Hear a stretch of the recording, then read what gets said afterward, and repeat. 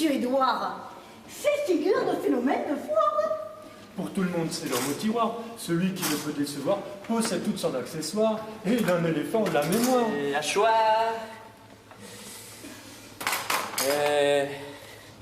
Bougeoir.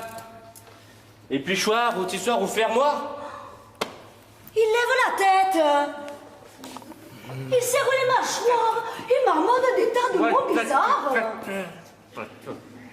Et soudain, quand son auditoire est prêt à perdre tout espoir, le v'là qui fonce vers un tiroir et en retire le Gérard. Le v'là. On vient de très loin pour le voir, hein. Et pour le quartier, c'est la gloire. Mais nous sommes les seuls à savoir la faille de cette belle mémoire. Car c'est un fait quand vient le soir, sa petite tête de passoire, il oublie qu'il s'appelle Édouard. Il dit bonjour au lieu de dire bonsoir à Jeannette. La serveuse du bar, qu'il aime en cachette dans le noir. Jeannette. Je travaille toute la nuit. Dans la journée, je dors à peine. De temps en temps, je m'assoupis et vois des choses incertaines. D'un nuage de chantilly, un petit éclair au chocolat allume toutes les bougies d'un gros gâteau à l'ananas. Sortant de la boulangerie, une miche de soleil ronde s'envole, illuminer la nuit et le cœur des petits vitrons. Je n'ai jamais vu la mer. Et comme je n'en fais pas de mystère, ça fait bien jaser les commères qui vendent leurs commentaires. Comment peut-elle être poissonnière, elle qui ne connaît pas quel père, Saint-Malo ou bien Saint-Nazaire, qui de Brest ignore le tonnerre, qui n'a jamais fait de croisière, jamais embarqué pour s'y taire.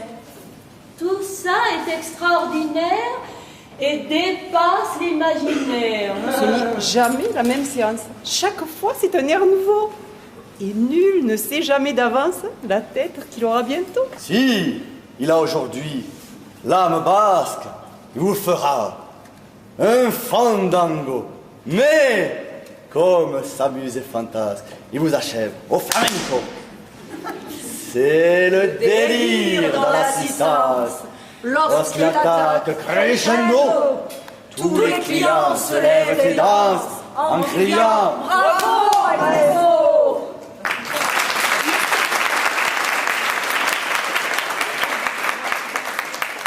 Il salue avec élégance, tout en préparant ses ciseaux. Car il vibre déjà d'impatience de faire une tête de concerto.